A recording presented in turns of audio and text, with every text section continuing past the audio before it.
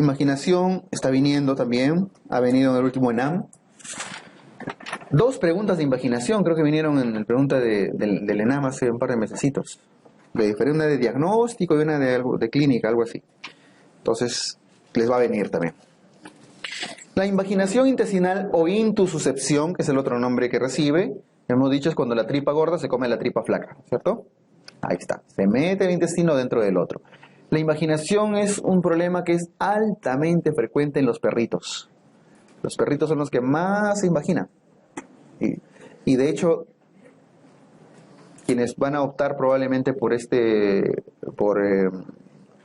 cirugía, ya sea general, pediátrica, lo que fuere, van a practicar intususcepción en veterinarios.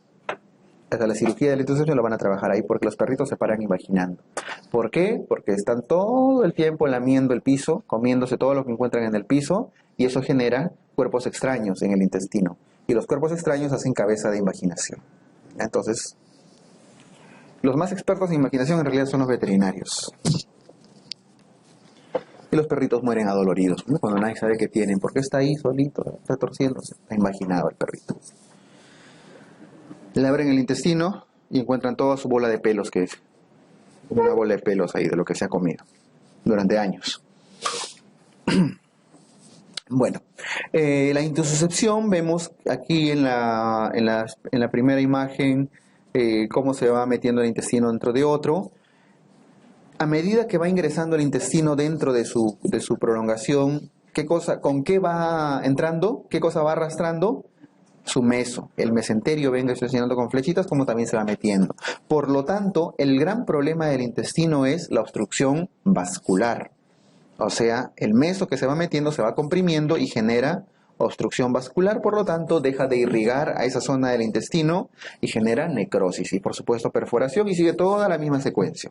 Ahora, ¿qué intestinos suelen meterse dentro de qué intestinos? La forma más frecuente es la ileocólica, cuando el ileón pasa la válvula ileocecal y se introduce en el colon. La ileocólica es la más frecuente. En segundo lugar, viene la ileal, cuando el ileón se mete dentro del mismo ileón. ¿Ya? De ahí vienen la secocólica, la colocolónica, etcétera, diferentes, olvídense. Primera y la segunda siempre. La ileocólica y la ileoileal, ¿ya?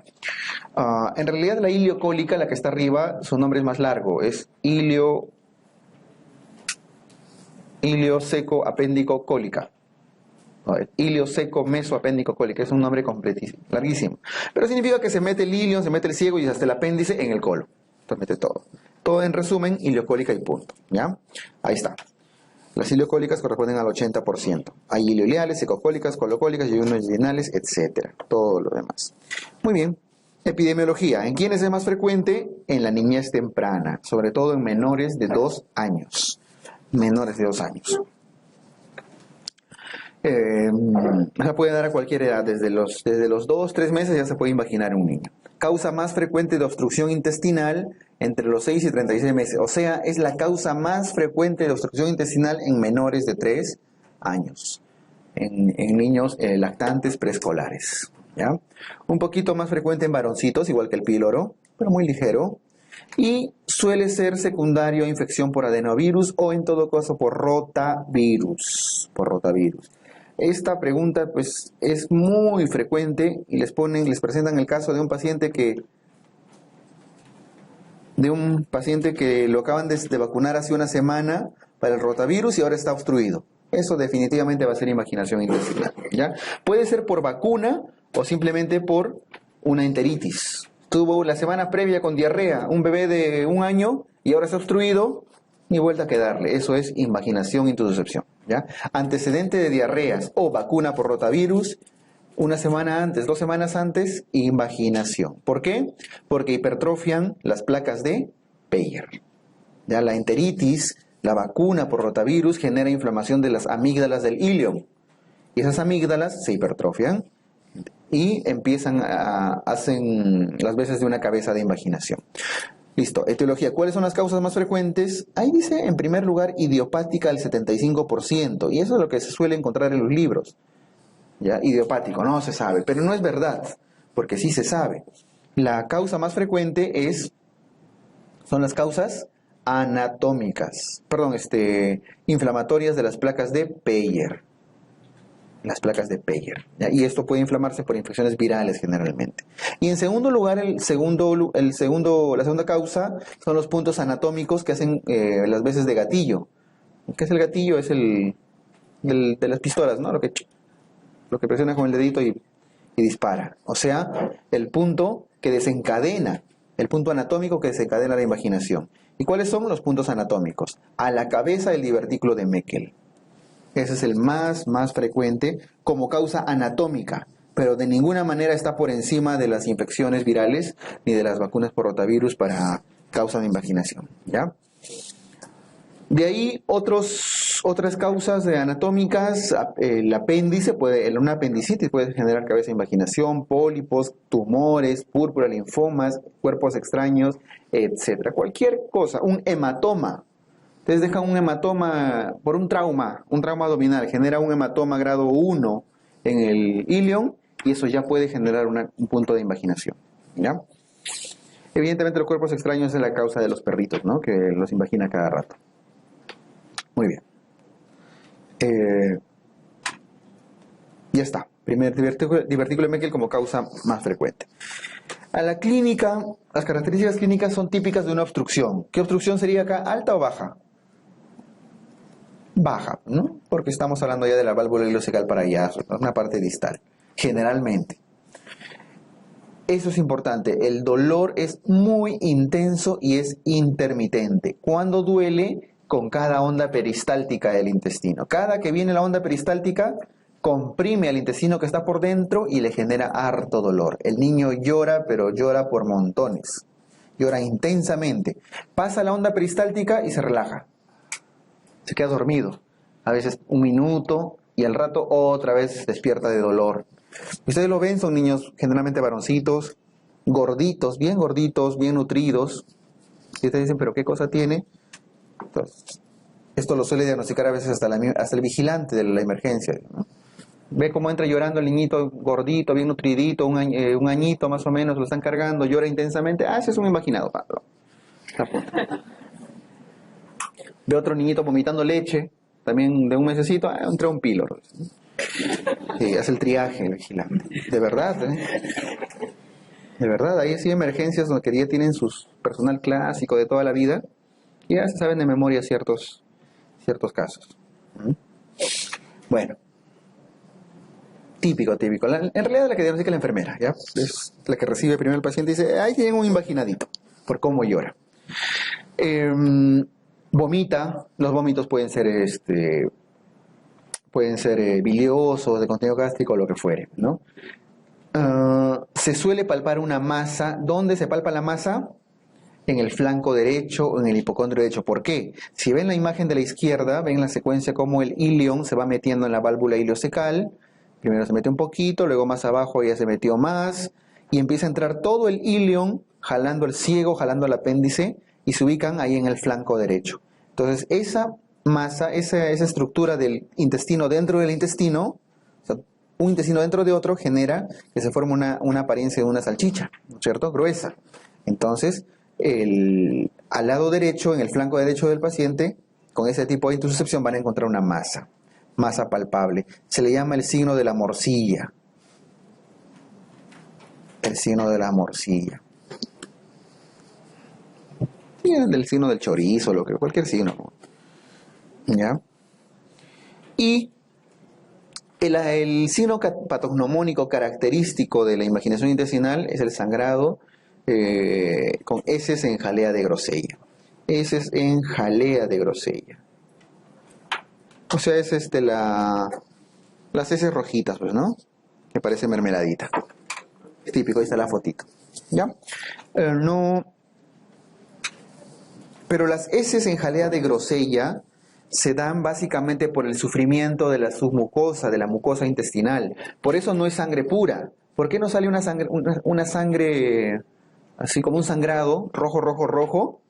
Porque lo que se está lastimando y lo que está sangrando es la mucosa del intestino. Por eso sale medio mucoide. ¿Ya? No es un rojo intenso. parece una mermeladita. Es por sangrado de la mucosa del intestino. Ahora, estas heces en jalea de grosella solamente aparecen cuando ya el intestino está sufriendo, cuando tiene muchas horas de evolución, o sea, en escenarios complicados, que ya la mucosa está necrosándose, está dañándose mucho. Entonces, al inicio no siempre van a encontrar jalea de grosella. Si ya la ven es porque es un signo de alta complicación. Muy bien, ¿qué estudios van a... ¿Cuáles son los estudios que van a demostrar una invaginación? Puede ser una ecografía, como esta de acá, que está mostrándose. El signo, ¿qué signo encuentran acá? Al corte transversal ven que hay un círculo y dentro de ese círculo hay otro círculo, o sea, hay un intestino dentro de otro. ¿Cómo se llama eso? El signo de la dona. El signo de la dona. Así aparece en los libros, ¿no? Pero si no, pongan el signo del picarón, de la rosquita, no sé, algo. Ponen cualquier nombre, pero es un arito. Más lo conocen como el signo de la dona. Porque leemos libros de otros lados, ¿no? Muy bien. Igual que la jalea de grosella, nunca han visto una grosella de repente. Salvo que hayan cruzado el charco, ¿no? Hayan viajado a Europa, allá consumen bastantes grosellas. La ecografía es útil, la radiografía también es útil, va a demostrar obstrucción intestinal, pero nuevamente, ¿cuál es el gold estándar? Igual que en píloro, la radiografía con contraste. Pero una diferencia, en el píloro, ¿por dónde ponían el contraste? Por la boca, ¿no? Con una sondita por la vía oral. En cambio aquí, ¿por dónde ponen el contraste? Por el recto. Una radiografía con contraste por el recto. Entonces, ven la importancia de las radiografías con contraste, sobre todo en los niños, ¿ya? Y dado que creo que aquí terminamos el tema de radiografías, es la última patología donde vamos a ver radiografías, los niños, ojo, que no se les he mencionado, no usan bario como contraste. Los niños deben recibir contraste de yodo, hidrosoluble, ¿ya? Porque el bario es muy tóxico para los niños. Muy bien. Y el tratamiento, si tienen un paciente con invaginación intestinal, ¿cuál es el manejo? Reducir la invaginación. La palabra es reducción, o sea, regresarlo a su lugar. Idealmente debe ser sin operarlo, las reducciones no quirúrgicas. ¿Qué opciones tenemos para reducción no quirúrgica? Pues dos, la reducción hidrostática y la reducción neumática. Es decir, desde el recto, en el anito, ponen una sondita, Foley por ejemplo, y con una bombilla insuflan, meten aire al recto. ¿Para qué? Para que el aire retroceda, ven en la imagen de que está abajo el medio, el aire va entrando por el recto, sigmoides, colon descendente, y una vez que encuentra la zona invaginada, lo empuja. Les hacen presión con una bombilla y lo lleva de reversa, para que se desinvagine. Para eso tiene que ser una presión de aire un poquito fuerte, ¿no? Pero por eso se llama reducción neumática. Si no quieren hacerlo con aire, pueden hacerlo con líquido. Ponen nuevamente su sondita por el rectito, lo conectan a una manguerita y se coloca un frasco con cierta cantidad de líquido a cierta altura que genere presión, y el peso de ese líquido a cierta altura también genera presión en el intestino que hace que regrese a su lugar, ¿ya? Se llama hidrostática si usan líquido. Entonces los de elección son hidrostática y neumática. ¿Cuál es el de elección? En la neumática, que es la menos agresiva. Entonces con eso se evitan operarlo, ¿ya? Obviamente tiene que estar en una sala de operaciones, igual el bebé anestesiado, ¿no? Porque desinvaginarlo igual duele. Muy bien. Y en segundo lugar, ya la hidrostática. Son las menos agresivas. Pero ojo, solamente se pueden hacer si es que el paciente está no complicado. O sea, menos de 24 horas de evolución, está en buen estado, no luce séptico, no hay peritonitis. Si ya hay alguna posibilidad de que el paciente esté complicado, esto no se hace. No se hace una reducción no quirúrgica. En ese caso optan por la reducción quirúrgica, perdón. Entonces, abren el abdomen para con sus propias manos jalar el intestino y regresarlo a su lugar, ¿ya? Esa desinvaginación quirúrgica. Si es que en el proceso de desinvaginación encuentran que hay una cabeza anatómica, pues tienen que sacarlo, ¿no? Encuentran, por ejemplo, un divertículo de Meckel, ¡pum!, lo tienen que cortar, ¿ya? Si encuentran un pólipo, lo tienen que sacar, porque si no se va a volver a invaginar. Muy bien. Entonces la resección quirúrgica en los que tienen sobre todo más de 24 horas o que las anteriores no hayan funcionado, la hidrostática y la neumática. ¿Puede haber resolución espontánea de la invaginación? Sí, sí puede haber. Muchos niños entran a sala de operaciones para que los operen y entre que pasan a sala, lo anestesian y todo, lo duermen, sobre todo cuando lo relajan, empieza todo a relajarse, abren el abdomen y no encuentran nada de imaginación, nada, todo normal. Ya le abrieron el abdomen, ¿no? Ya, caballero nomás.